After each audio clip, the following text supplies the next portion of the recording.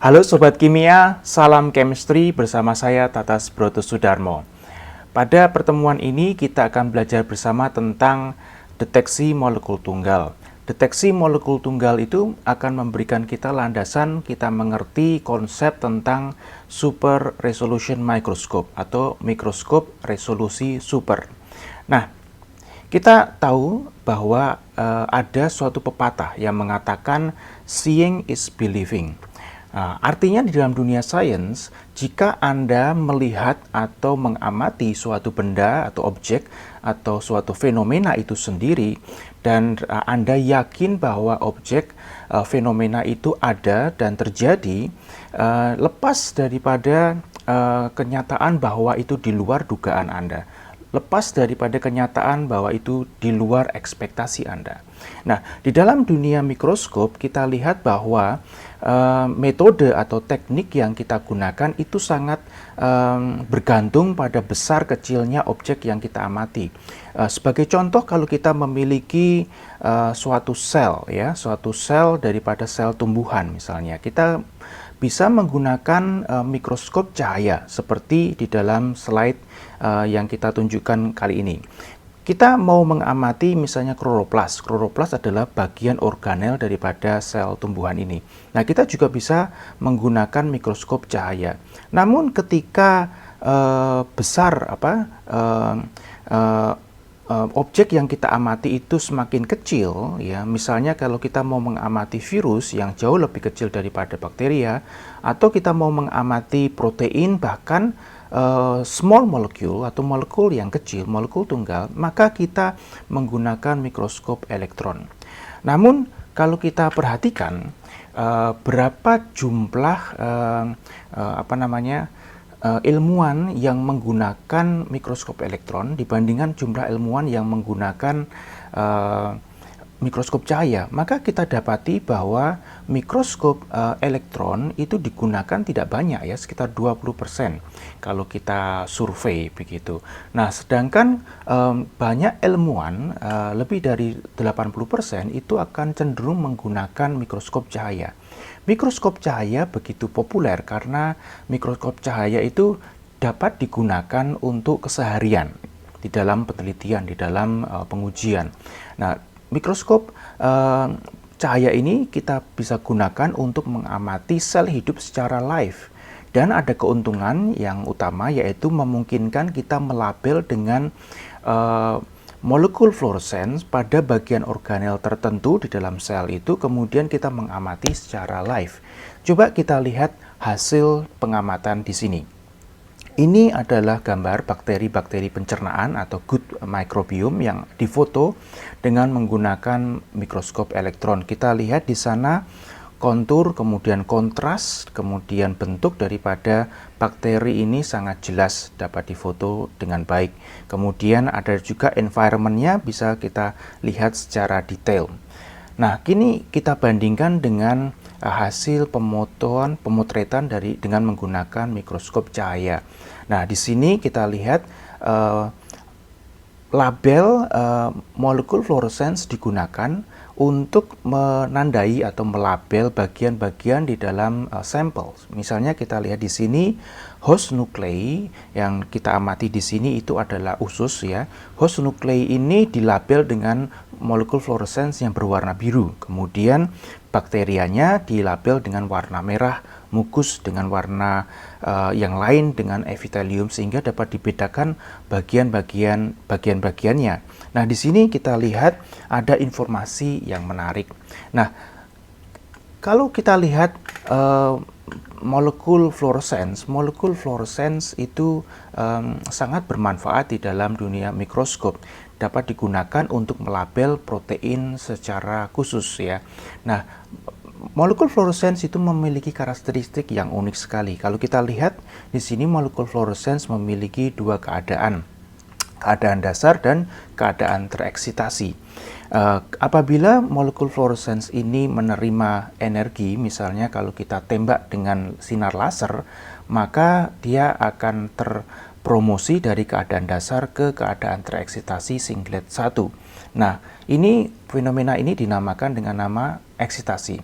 Nah, pada keadaan tereksitasi singlet 1 itu tadi dia memiliki waktu sekitar nanodetik itu untuk bervibrasi ya, bervibrasi di sana sebelum dia akhirnya kembali ke keadaan dasar dengan cara mengemitkan ya, melepaskan radiasi cahaya yang kita kenal dengan nama fluorescence. Nah, kalau kita perhatikan di sini bahwa tadi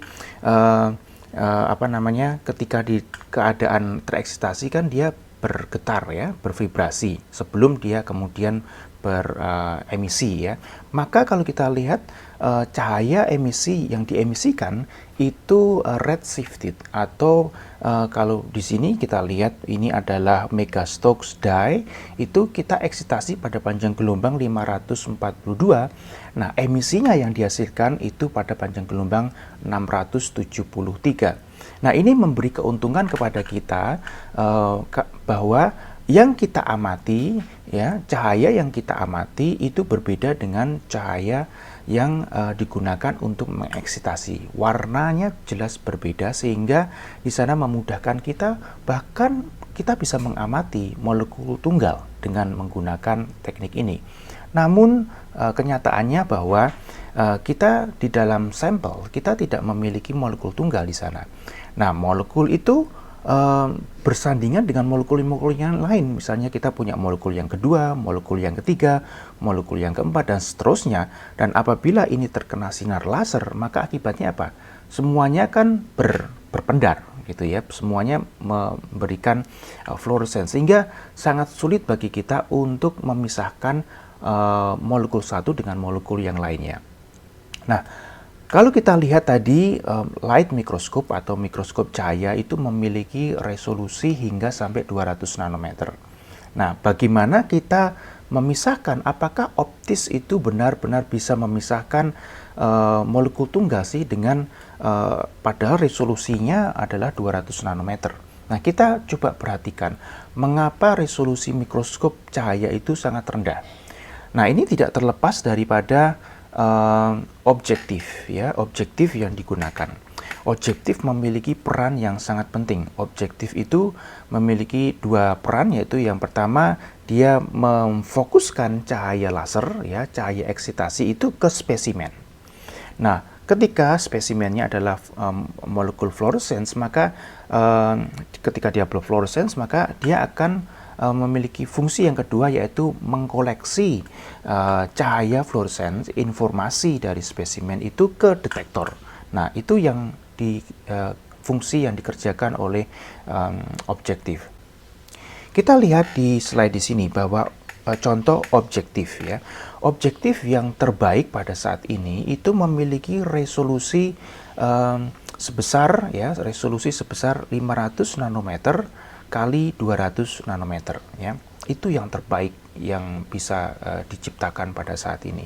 Oleh sebab itu, apabila misalnya contohnya kita punya di slide di sini, kita punya satu molekul yang berfluorescence, maka kita bisa menangkap itu. Nah, apabila kita tangkap molekul yang kedua berfluorescence, maka kita mendapatkan gambaran spot penangkapan pada detektor. Kemudian yang ketiga, nah apabila semuanya berfluorescence ya, karena resolusinya kan 200 nanometer ya, kalau kita lihat 200 nanometer kalikan 500 nanometer, maka detektor apapun tidak dapat menangkap, membedakan molekul satu dengan molekul yang lain. Dengan detektor fotomultiplier misalnya, kita yang sangat sensitif itu kita tidak dapat membedakan. Apalagi dengan menggunakan misalnya detektor kamera CCD kamera atau CMOS kamera, itu kita tidak dapat membedakannya. Nah, bagaimana caranya? Nah, kita perlu mengetahui bahwa ini adalah limit ini dinamakan dengan limit diffraksi. Itu ditemukan oleh Ernst AB. Ernst AB mengatakan limit diffraksi atau D itu sama dengan lambda dibagi 2n sin alpha. Nah, kalau kita lihat di sana. Nah, kita dilimit oleh limit difraksi ini. Nah, bagaimana caranya kita mendeteksi single molecule? Apakah mungkin kita mengubah atau menginovasi objektif yang baru sehingga kita bisa meloncati, bisa mengatasi limit difraksi ini? Kira-kira sulit ya, kira-kira tidak mungkin atau butuh waktu yang sangat lama sekali atau butuh suatu inovasi mekanik yang begitu luar biasa. Namun kita perlu perhatikan di sini bahwa tadi dikatakan tentang molekul fluorescent memiliki karakteristik yang sangat unik sekali, yaitu dia punya ground state, punya excited state ya, keadaan tereksitasi, kemudian dia kalau kita beri cahaya dia akan tereksitasi, kemudian ketika dia beremisi maka energi yang dilepaskan itu pancaran energi emisi yang dilepaskan itu redshifting. Nah, ini adalah kunci. Jadi ini kita harus berpikir terbalik, kita harus berpikir dari mekanik, kita harus berpikir ke kimia untuk memahami bagaimana karakteristik daripada molekul fluorescence. Nah, maka coba kalau kita berpikir bagaimana apabila molekul ini itu kita paksa untuk ke keadaan yang gelap, ya, keadaan gelap, atau kita paksa untuk tidak bersinar. Jadi ketika kita sinari, kemudian sebagian molekul itu kita buat masuk ke keadaan gelap atau dikatakan dengan nama dark state, sehingga kita bisa kontrol molekul mana yang bisa aktif blue fluorescence. Nah, apabila kita jaga sebagian besar molekul itu tetap dalam keadaan dark state, maka kemungkinan besar kita bisa mengamati single molecule, yaitu molekul fluorescence yang satu molekul fluorescence saja yang bersinar. Nah, bagaimana caranya? Coba kita lihat pada slide di sini. Nah, kita lihat di slide di sini, keadaan dasar itu adalah keadaan di mana molekul fluorescence tidak berfluorescence, ya, keadaan off. Nah, ketika dia tereksitasi, ke keadaan tereksitasi, itu keadaannya berubah menjadi on, hidup ya. Ketika dia kembali lagi ke keadaan dasar, maka dia melepaskan emisi berupa fluorescence cahaya tadi. Nah, oleh sebab itu ini adalah kuncinya. Apabila kita memaksa sebagian besar molekul itu kembali ke keadaan dasar, maka inilah namakan dengan namanya kita memaksanya masuk ke keadaan gelap, dark state ya. Keadaan dasar itu adalah keadaan yang dia tidak berfluorescence. Nah, maka mekanisme ini dinamakan dengan nama mekanisme emisi terstimulasi. Jadi stimulated emission ya, terstimulasi. Jadi ini adalah konsep daripada stimulated emission depletion microscopy, di mana kita menggunakan mekanisme untuk memaksa sebagian besar daripada molekul itu untuk masuk ke keadaan dasar, ke keadaan gelap tadi ya. Nah, bagaimana caranya? Kita lihat di sini. Di sini kita memiliki laser eksitasi. Laser eksitasi memiliki fungsi untuk mengeksitasi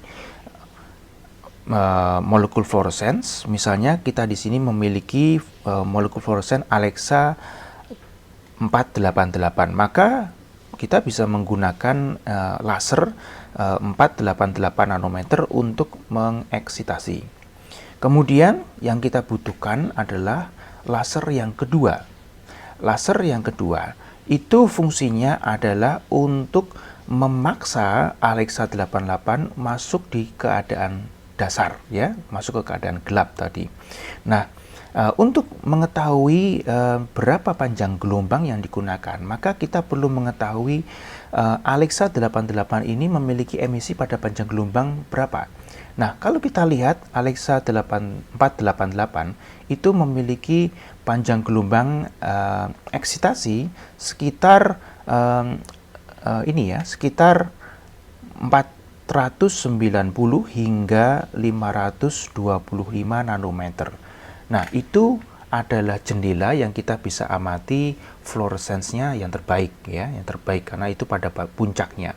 Namun kita lihat di sini bahwa spektrum emisi Alexa 488 itu melandai hingga lebih dari 620, maka kita bisa menggunakan laser 620 di mana Alexa masih bercahaya yang berpendar untuk memaksa Alexa turun ke keadaan dasar.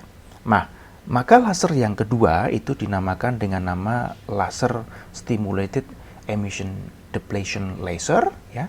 Itu adalah redshifted dibandingkan dengan excitation laser.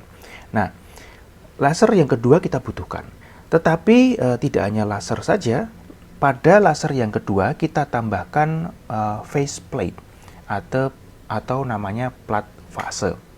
Nah, faceplate ini fungsinya kan untuk mengubah fase daripada cahaya yang disinarkan. Oleh sebab itu kita bisa melihat di sini seperti donat, ya, membentuk seperti donat. Cahaya laser eksitasi itu ada di tengah, kemudian di sekelilingnya itu ada cahaya laser stat yang berbentuk seperti donat di sini. Nah, jadi kita tadi belajar bahwa cahaya laser itu redshifted dibandingkan dengan laser eksitasi. Nah, kita amati pada slide berikut ini. Pada slide berikut ini kita belajar hal yang sangat menarik terkait dengan laser power atau istilahnya power yang digunakan pada state laser, ya, berapa mikrowatt yang biasanya. Nah, kalau kita lihat di sini, ketika cahaya laser eksitasi itu dinyalakan, maka molekul fluorescence tereksitasi ke keadaan eksitasi singlet 1, maka kita mendapatkan sinyal fluorescence. Semua molekul berfluorescence, ya, semua molekul pada area yaitu sebesar 200 nanometer kalikan 500 nanometer itu semuanya berfluorescence. Nah, setelah itu kita nyalakan laser stat dengan menggunakan power sekitar di sini, ya, mungkin sekitar, kalau kita lihat ini 150 microwatt. Maka kita mendapatkan laser stat itu membentuk donat tadi, maka bagian yang terkena laser stat itu dipaksa untuk turun ke keadaan dasar. Oleh sebab itu kita sudah memaksa sebagian besar molekul fluorescence ini untuk masuk ke keadaan dasar sehingga dia tidak bercahaya lagi.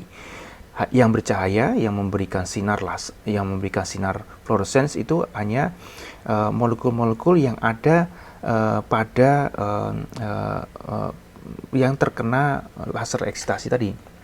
Nah, apabila state power ini kita naikkan, ya, kemudian apa yang terjadi? Donatnya itu semakin besar, kemudian lubang yang pada tengah donat itu semakin mengecil, ya, kalau kita amati di sini. Apalagi kalau kita misalnya menggunakan power di sini, contohnya misalnya kita menggunakan sekitar 150 microwatt misalnya, maka kita dapatkan kita mendapatkan window yang ada pada jendela yang pada laser eksitasi itu semakin kecil karena dia terdesak oleh laser stat laser tadi, ya, sehingga kita bisa melihat di sini hanya molekul tunggal saja, satu molekul saja yang tereksitasi, sedangkan molekul yang lainnya yang di sekitarnya dijaga untuk tetap di dalam keadaan dark state tadi, ya. Nah, kalau kita lihat di sini, ini kita tadi belajar tentang limit diffraksi berdasarkan Ernst AB, yang rumusnya adalah D sama dengan lambda per 2n sin alpha. Nah, kalau kita melihat pada percobaan menggunakan power, ya, laser power tadi, kita mendapatkan bahwa pada posisi power sekitar tinggi, ya, rendah, yaitu ya sekitar, tidak tahu ini sekitar 1 mikrowatt misalnya, maka kita mendapatkan besaran sebesar IS, ya. Kemudian ketika kita perbesar laser power, ya, maka kita mendapatkan itu kita berikan simbol I.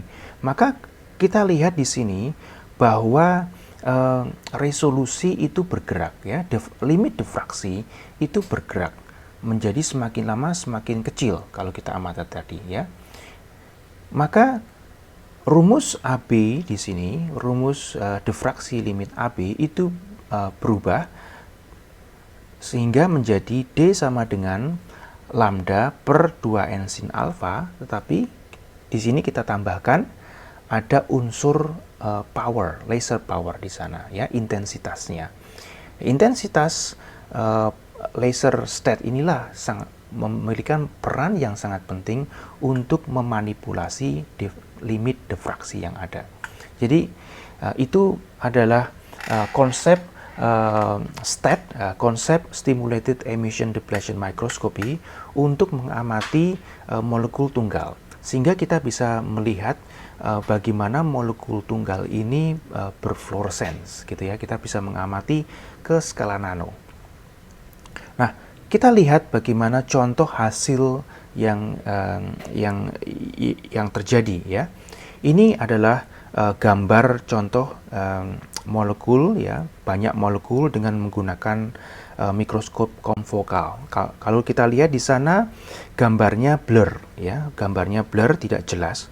Nah, namun ketika kita menggunakan STAT, maka kita dapatkan molekul-molekul tadi, ya, itu dapat dipisahkan secara bagus. Jadi spot-spot yang berpendar merah-merah titik-titik itu adalah representasi satu molekul, ya, molekul tunggal. Nah, apabila molekul fluorescence ini kita taruh, kita labelkan pada suatu organel, maka kita dapatkan organel itu kita bisa amati pendarannya. Nah, kita bisa coba lihat pada slide berikut ini. Nah, ini adalah suatu organel yang diamati, ya, dengan menggunakan dua teknik, yaitu konfokal, kemudian dibandingkan dengan teknik STAT. Kita lihat dengan menggunakan konfokal, maka protein-protein pada jaringan yang telah dilabel molekul fluorescence tadi, kita dapatkan hasil gambar semacam ini. Gambarnya blur, ya, tidak jelas, tidak kontrasnya kurang bagus, ya, kalau kita lihat di sana. Namun ketika kita menggunakan STAT, karena limit diffraksinya kita optimalkan sehingga kita bisa melihat single molecule itu berpendar, maka kita bisa melihat bahwa gambar yang dihasilkan oleh STAT itu sangat tajam, ya, sangat tajam. Kita lihat di sana resolusinya menjadi jauh lebih tinggi. Dengan menggunakan teknologi ini, kita bisa melampaui, kita bisa menjawab limit diffraksi, sehingga mikroskop cahaya itu kita bisa gunakan untuk mengamati molekul-molekul tunggal dengan menggunakan teknik, sebagai contohnya ini adalah STAT microscopy. Demikian pembahasan kita tentang deteksi molekul tunggal. Pada bagian pertama ini kita belajar tentang bagaimana mengamati molekul tunggal menggunakan metode STAT microscopy. Semoga ini bermanfaat untuk kalian semuanya. Sampai jumpa sobat-sobat kimia, salam chemistry.